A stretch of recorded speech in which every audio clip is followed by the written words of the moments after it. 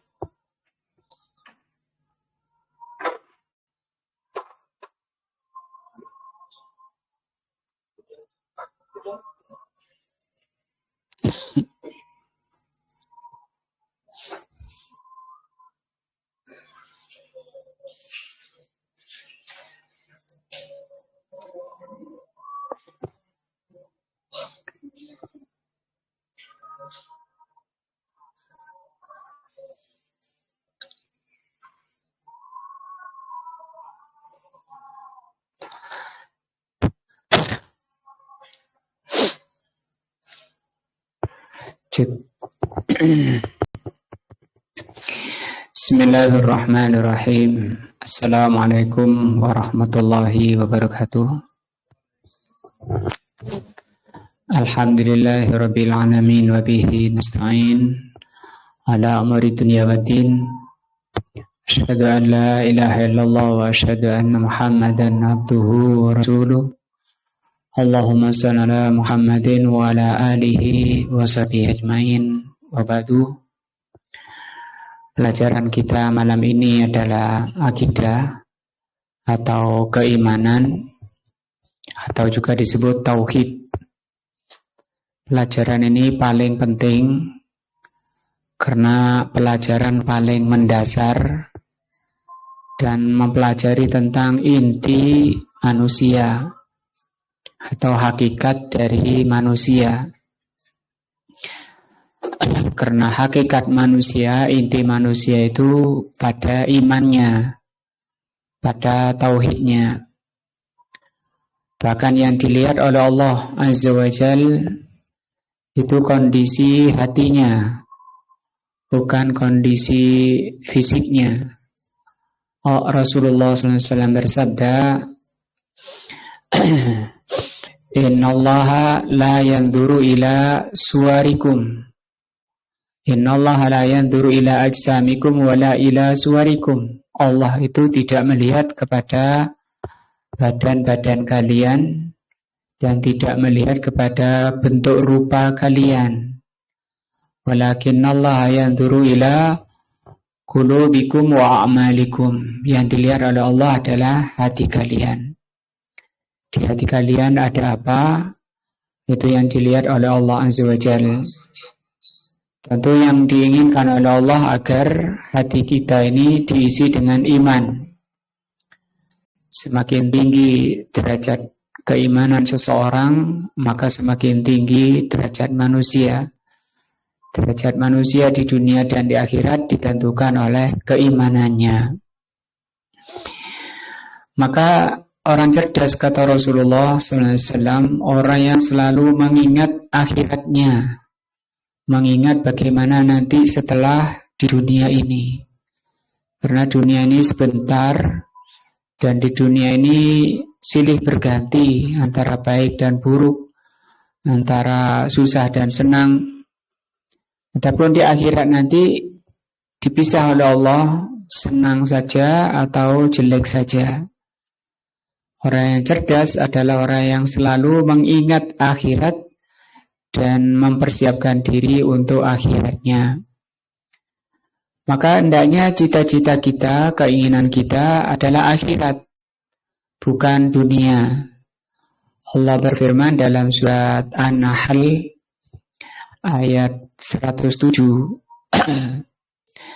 Dzalika bi annahum istahabbul hayatad dunya. Hal itu karena mereka mencintai kehidupan dunia. Alal akhirah lebih mencintai kehidupan dunia. Jadi ada orang, bahkan mungkin kebanyakan orang ya, kebanyakan orang itu lebih mencintai kehidupan dunia, lebih mementingkan kehidupan dunia. Buktinya atau kenyataannya ketika dua orang bertemu, mesti yang diceritakan itu urusan dunia. Jarang sekarang kita lihat orang ketika bertemu cerita tentang agamanya, cerita tentang akhiratnya. Wa annallaha la yahdil qaumal kafirin, Allah tidak mencintai orang-orang kafir. Di ayat 108 Allah mengatakan ulaika alladzina taba'allahu ala qulubihim wa sam'ihim wa absarihim wa ulaika humul ghafilun.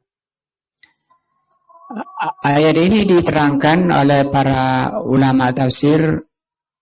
Ada kalanya orang itu sudah sering ngaji, sering taklim, walaupun ngajinya harus dipaksa-paksa, diajak-ajak. Tapi ngaji, telinganya mendengar, matanya melihat, hatinya faham.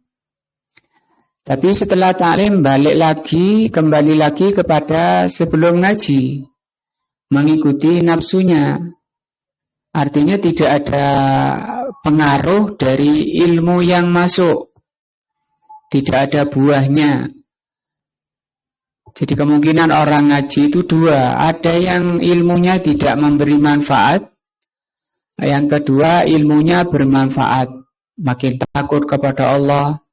Yang tadinya berangkat ngaji itu masih tidak takut kepada Allah, selesai ngaji dia merasakan takut kepada Allah, sehingga dia berusaha meningkatkan ibadahnya.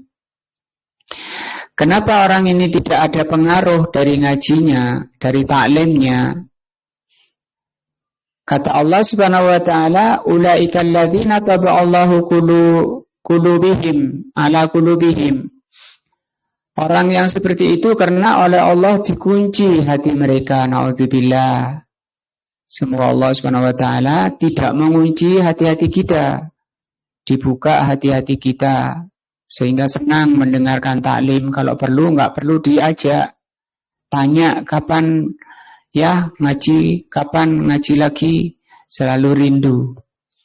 Wasami'im, telinga mereka ditutup oleh Allah Azza wa Jalla, naudzubillah. Yang dimaksud di sini bukan telinga di kepalanya, tapi telinga apa? Hatinya. Jadi hati itu punya telinga. Wa absarihim, dan mata mereka. Ini juga matanya melihat, tapi yang dimaksud di ayat ini adalah mata hatinya. Naudzubillah, ini celaka orang yang demikian. Sudah ngaji. Kata Allah di sini, ulaika humul ghafilun, mereka itu adalah orang-orang yang lalai. Ngaji tapi ya hatinya keliling kemana-mana, nggak nyatu. Ghafil itu artinya lalai. Walaupun orangnya duduk di depan ustadznya, tapi hatinya nggak hadir. Nah, hatinya tidak menyatu, tidak ikhlas, tidak takut kepada Allah. Itu namanya ghafil, lalai. Ini bahaya. Kalau saya tanya, di sana orang jelek itu ada dua. Ada orang jelek berbuat maksiat, durhaka kepada Allah, maksiat kepada Allah, durhaka kepada orang tua, karena mereka tidak ngaji, tidak tahu wajibnya berbakti kepada orang tua, tidak tahu wajibnya beribadah kepada Allah, tidak tahu, tidak mengerti, tidak paham. Kenapa? Karena nggak ngaji, nggak pernah taklim. Wah, itu jelek sekali. Banyak ayatnya yang menyatakan jeleknya orang yang tidak mau belajar. Yang kedua, ada orang jelek, maksiat kepada Allah, durhaka pada orang tua, tapi dia sudah ngaji, sudah sering ngaji. Kalau saya tanya, Faris, mana yang lebih jelek? Keduanya jelek. Yang sudah ngaji apa yang tidak ngaji yang lebih jelek? Yang sudah ngaji lebih jelek, ya bagus, pintar. Jadi itu yang benar. Jawabannya yang sudah ngaji itu lebih jelek. Berarti dia dosanya lebih besar daripada orang yang tidak ngaji. Jadi ilmu itu, Al-Quran, ayat dan hadis itu bisa menjadi menambah pahala, menambah iman, menambah kebaikan, atau sebaliknya, nambah apa? Dosa. Kapan itu? Ketika tadi ilmunya tidak ada pengaruhnya. Maka kita mohon kepada Allah ilmu yang bermanfaat. Rasulullah mengajarkan doanya gimana? Allahumma inni as'aluka ilman nafi'a.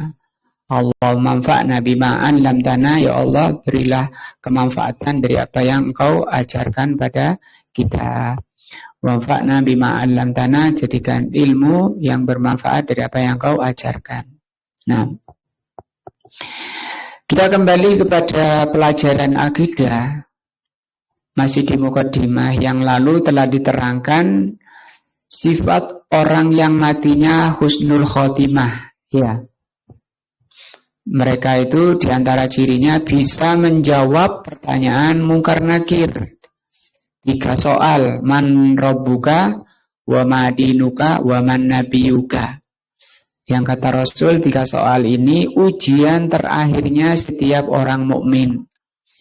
Kalau bisa menjawab, dia mendapat apa?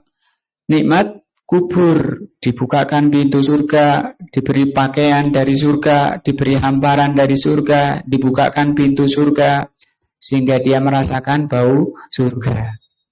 Dilapangkan kuburnya sejauh pandangan mata. Itu nikmat surga, sehingga tidak ada masalah bagi orang yang matinya husnul khotimah. Tapi untuk mencapai husnul khotimah ini, yang kita butuh apa? Perjuangan, butuh kesungguhan. Apa bisa? Bisa. Allah berjanji. Alladzina jahadu fina, orang-orang yang bersungguh-sungguh di jalan kami, lanahdiyannahum subulana, pasti kami tunjukkan kepada jalan yang kami ridhoi. Tinggal kita jadi orang lemot, jadi orang malas, atau jadi orang yang sungguh-sungguh ikhlas karena Allah Azza wa Jalla. Pasti oleh Allah akan ditunjukkan mencapai orang yang matinya husnul khotimah. Mudah-mudahan kita semua husnul khotimah, orang tua kita, keluarga kita, semua matinya husnul khotimah. Berikutnya Rasulullah SAW akan menjelaskan kepada kita, menceritakan kepada kita orang yang matinya su'ul khotimah. Apa manfaatnya?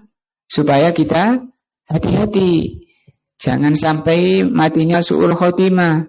Jangan sampai sembrono, lalai, tidak mempersiapkan diri untuk menghadapi kematiannya. Itu orang jahil, orang bodoh namanya. Karena kata Rasul tadi, orang cerdas itu orang yang banyak mengingat kematian dan mempersiapkan diri untuk menghadapinya. Kata beliau sallallahu alaihi wasallam, wa innal abdal kafira, sesungguhnya hamba yang kafir, wa fi riwayatin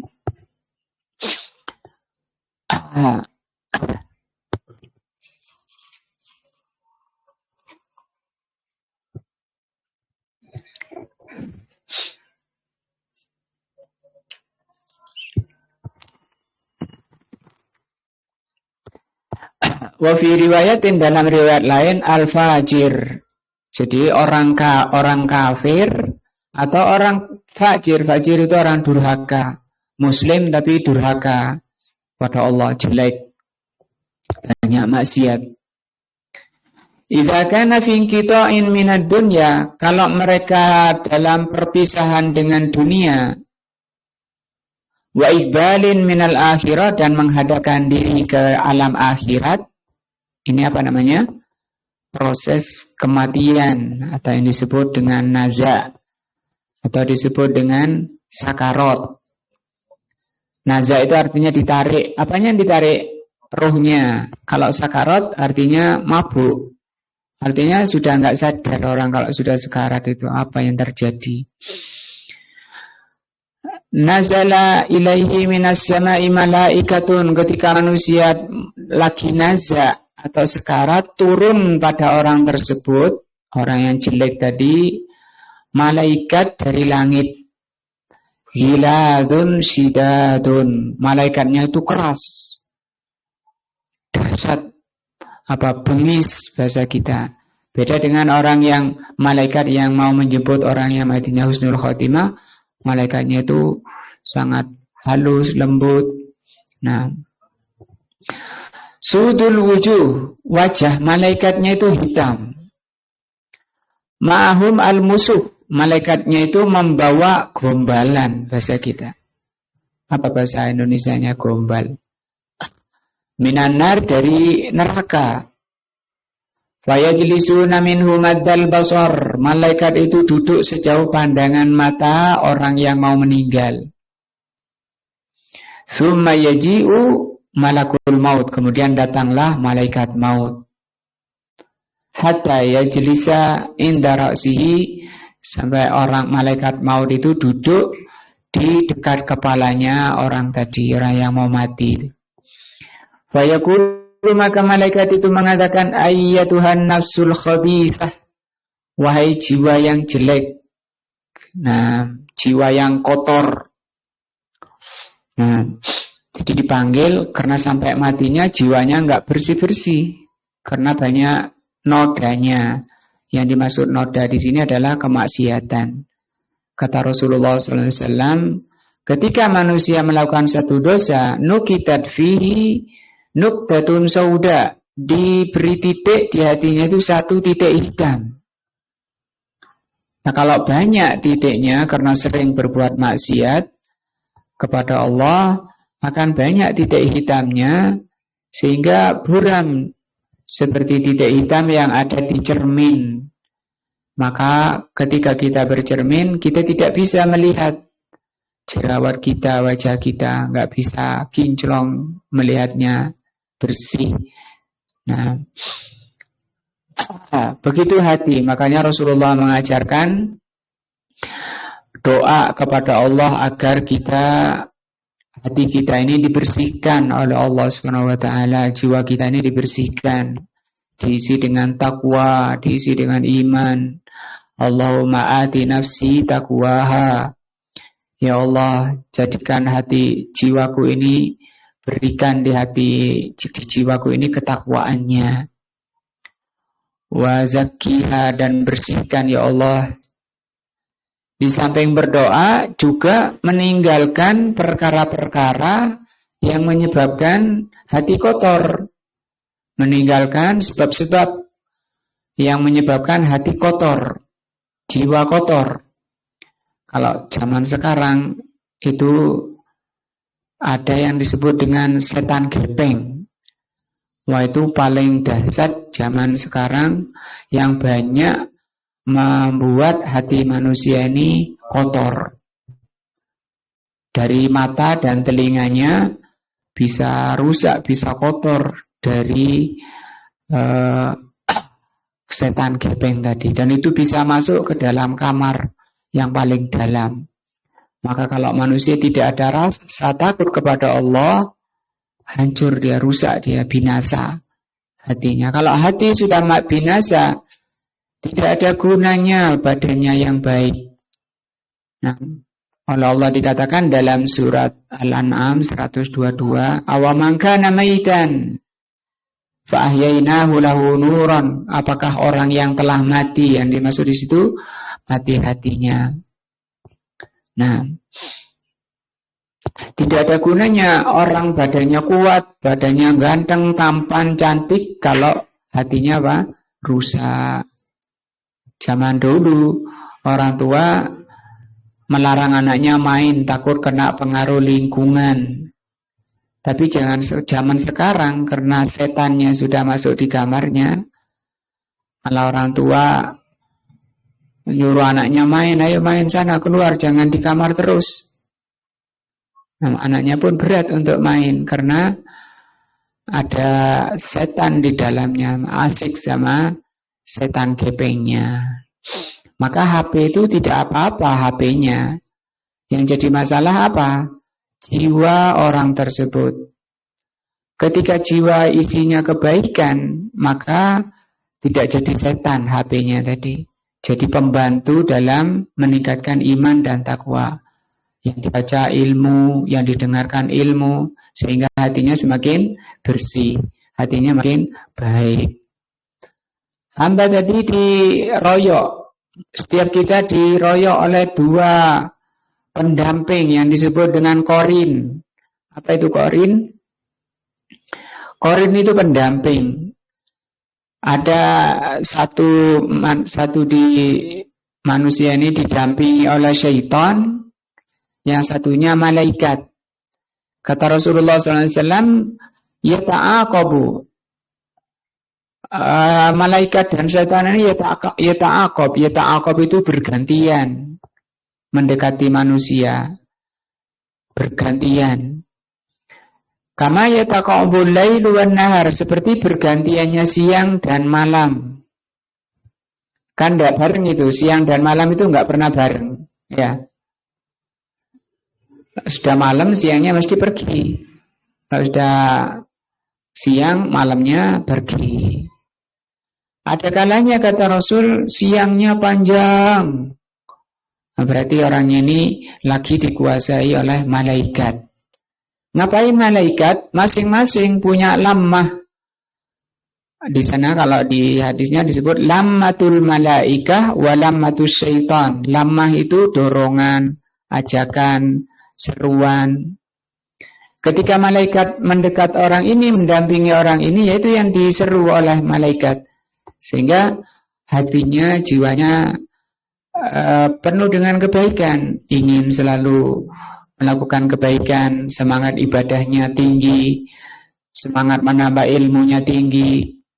Tapi ketika lalai, kapan lalai? Ketika dia lalai dari zikrullah, tidak zikir kepada Allah. Nah, baru setan masuk, karena setan itu punya belalai, punya antena untuk melihat kapan orang itu lalai. Kata Allah di surat An-Nas, alladzi waswisu fi sudurin nas, yang selalu membisikkan kejelekan di dalam dada manusia, itu syaitan. Kapan itu malamnya panjang? Ya, kalau setannya menguasai dia lama, malamnya panjang namanya. Jadi masing-masing tidak ingin melepas orangnya. Supaya lama siangnya, malaikat terus mendorong, pertahankan diri. Ya, ketika setan yang menguasai, begitu. Malaikat itu mengajak agar selalu semangat dalam kebaikan, sholat jamaahnya di masjid bersama di saf pertama, taklim, meningkatkan ilmu, meningkatkan ibadah. Setannya tidak, setannya ngajak, kalau sudah dia bisa mendekat, setan mengajak untuk semangat dalam apa? Kejelekan, menunda-nunda kebaikan.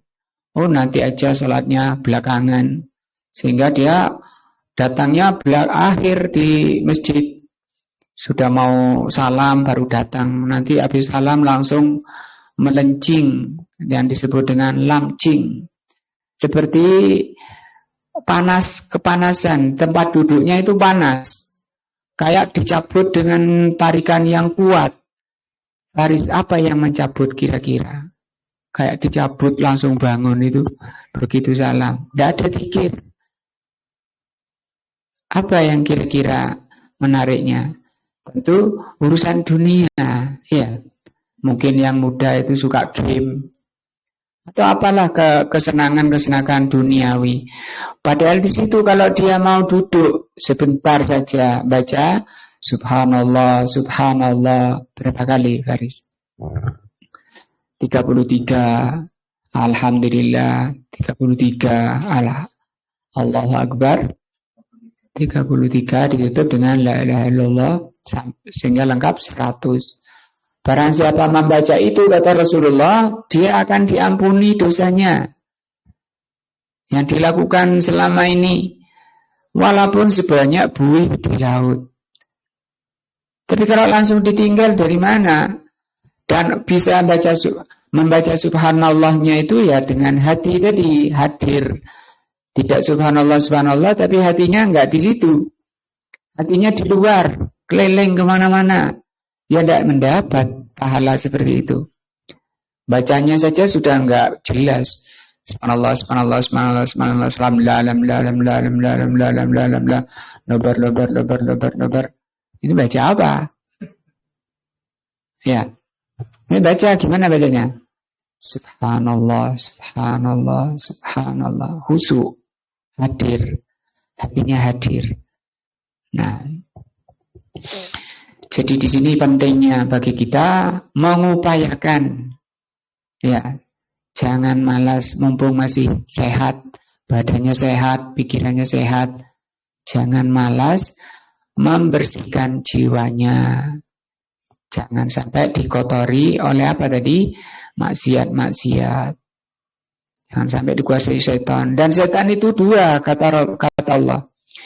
Di surat An-Nas tadi, minal jinnati wan nas. Setan itu berupa jin dan berupa manusia. Kalau jin tidak kelihatan, bacakan Al-Baqarah, Al-Fatihah, ayat kursi, lari dia kepanasan.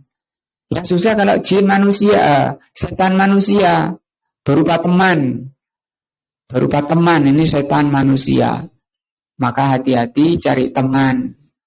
Haram hukumnya berteman dengan teman yang jelek. Teman yang jelek itu yang mana? Yang menjadi setan. Setan itu artinya penghalang. Artinya setan itu penghalang. Yang menghalangi manusia dari kebaikan. Itu namanya apa? Syaitan. Dipanggil oleh malaikat maut, ayyatuhan nafsul khabisa, wahai jiwa yang kotor, wahai jiwa yang jelek, ukhruji ila sakhatin minallah wa ghadabin, keluarlah kamu menuju murka Allah dan kemarahan Allah. Qala, Rasul mengatakan, fatafarraqa fi jasadihi, maka ruhnya itu menyebar di badannya. Bayan si'uha, tidak mau keluar maunya, takut nanti akan menghadapi masalah besar, siksa kubur. Itu mereka sudah merasa takut dan tidak mau keluar. Maka ditariklah oleh malakul maut. Kama yansi'us sufud al-kathirus su'ab, seperti ditariknya benang yang benang atau gombalan minasufil mablul, gombalan yang basah. Nah, dari tali yang kayu yang banyak pakunya. Jadi paku di kayu itu banyak paku, kemudian dililiti oleh gombal tadi, kain, dan ditarik begitu sehingga terbawa benang-benangnya. Fatak ta'u ma'ha al-uruk, sehingga terputus urat-uratnya karena tarikan malaikat tadi. Maunya bukan narik uratnya, tapi narik apa ini? Ruhnya nggak mau keluar. Fayal anuhu kullu malakin bainas sama'i wal ard. Setelah ditarik jiwanya dengan tarikan yang keras, biasanya orangnya teriak-teriak. Orang kafir, orang durhaka, orang jelek, kalau mau mati teriak-teriak, kesakitan. Nah, karena gambarannya kayak tadi. Bisa bayangkan ya, kayu yang banyak pakunya dililiti gombalan, ditarik dengan keras sampai ikut itu benang-benang di gombalan tersebut. Setelah keluar maka dilaknatlah orang tadi oleh malaikat. Malaikat yang ada di antara langit dan bumi. Jadi di antara langit dan bumi ini ada malaikat-malaikat. Ada malaikat yang tadi menjaga manusia, mendampingi manusia. Jangan sampai manusia itu dikuasai syaitan. Yang disebut dengan korin. Setiap manusia ada 2 korin. Korin malaikat atau syaitan. Apa korin artinya? Pendamping. Nah, Yang malaikat ngajak pada kebaikan, yang setan ngajak pada kejelekan. Yang malaikat memberi semangat untuk melakukan kebaikan, yang setan mengajak untuk malas-malasan. Jadi orang malas itu karena seruan setan. Belum lagi yang namanya nafsu, ya. Nafsu ada pada setiap diri kita. Nah, wa kullu malakin fis sama, dan setiap malaikat yang di langit itu melaknati. Wa tulaku abu-abu sama, maka ketika orang jelek ini mati, ditutuplah pintu-pintu langit, dikunci pintu langit. Laisa min ahli babin, tidak ada dari penghuni, dari penjaga pintu langit, illa wahum yad'un Allah, mereka berdoa kepada Allah. Penjaga pintu langit itu berdoa kepada Allah. Apa doanya? Allah ta'rujuruhu atau ruhuhu min kibalihim, agar ruhnya orang ini tidak melewati pintu yang mereka jaga. Pintu malaikat penjaga pintunya saja malas saja. Nah, faya'khudhuha, maka diambillah ruhnya oleh malakul maut tadi. Faida akhadha, kemudian langsung dipegang. Lam yada'uha fi yadihi tarfata ainin, tidak dibiarkan di tangannya sekejap saja. Hatta yaj'aluha fi tilkal musuh, langsung dilempar oleh malakul maut ke gombalan yang dibawa oleh malaikat, para malaikat tadi. Nah, langsung dimasukkan sana.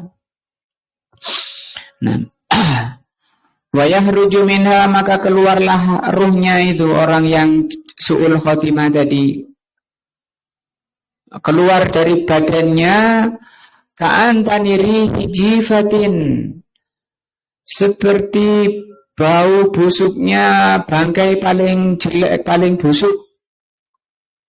Nah, aku kok nggak lihat, kok nggak cium baunya, karena ini perkara gaib ya. Kita tidak mencium.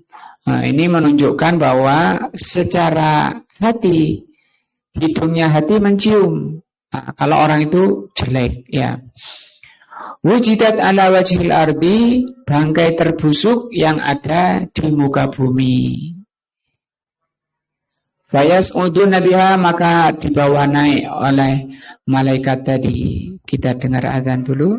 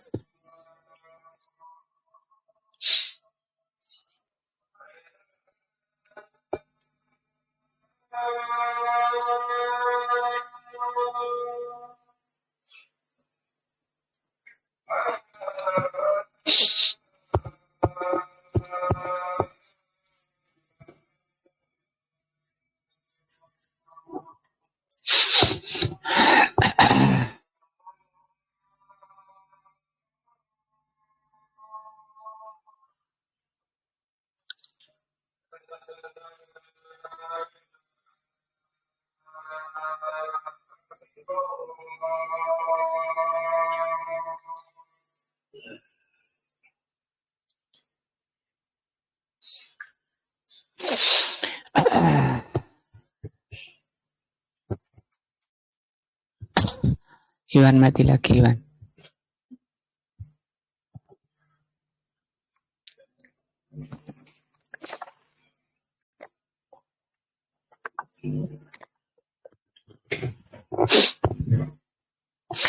Kita lanjutkan. Fayas'udu nabiha, maka malaikat yang banyak tadi naik membawa ruh yang jelek tadi.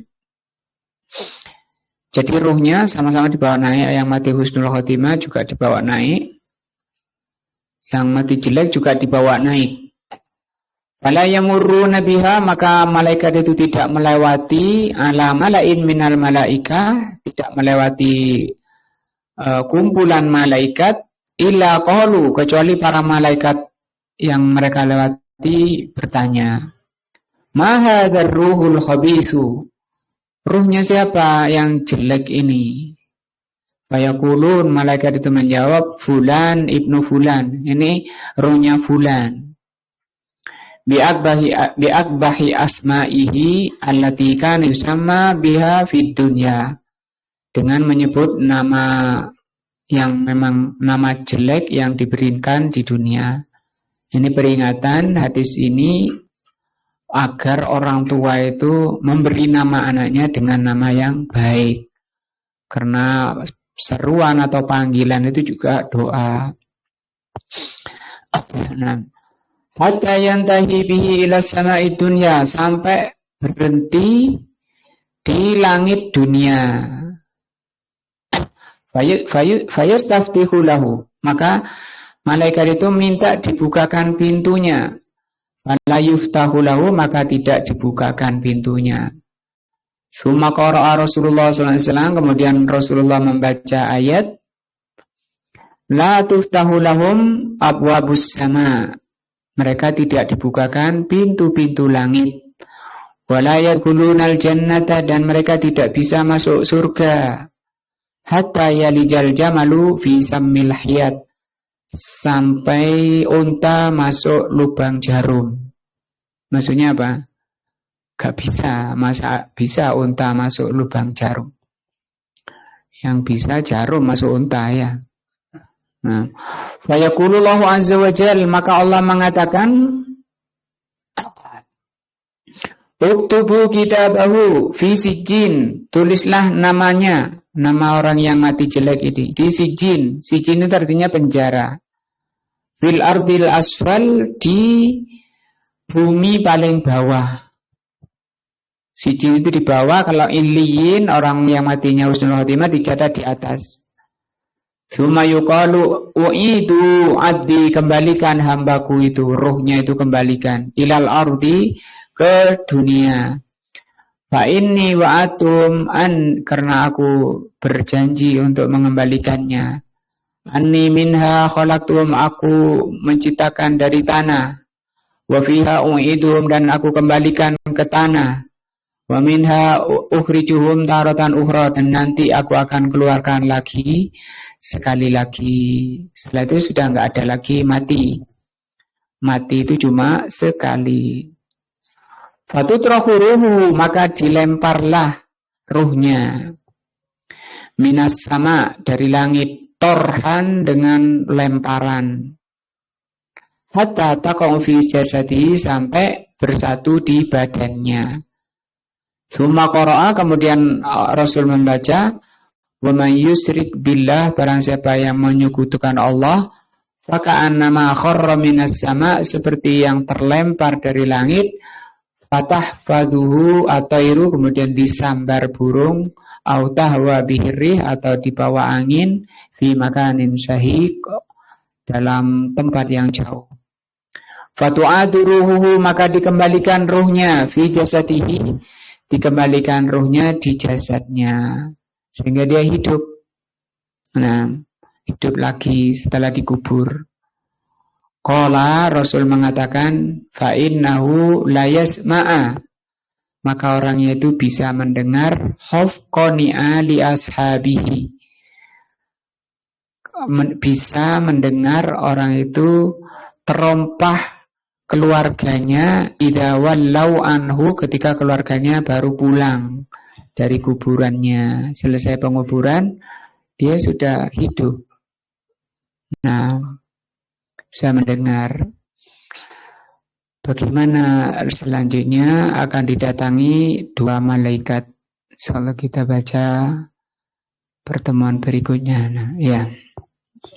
Mudah-mudahan ini saja bisa menambah iman kita, menambah takwa kita, menambah kecerdasan kita untuk hati-hati. Karena ada sahabat ya namanya Hanzalah ya, ingat Hanzalah. Ketika di depan Rasulullah dengar cerita akhirat, cerita surga, cerita neraka, dia keimanannya naik sampai kata beliau seperti melihat surga dan neraka di depan mata, saking jelasnya imannya naik. Tapi setelah keluar ketemu anak istri, turun, itu hilang tadi yang semangat tinggi, semangat beragamanya hilang.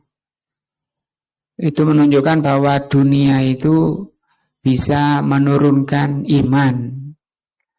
Ya, makanya harus sering ngaji supaya imannya jangan sampai apa?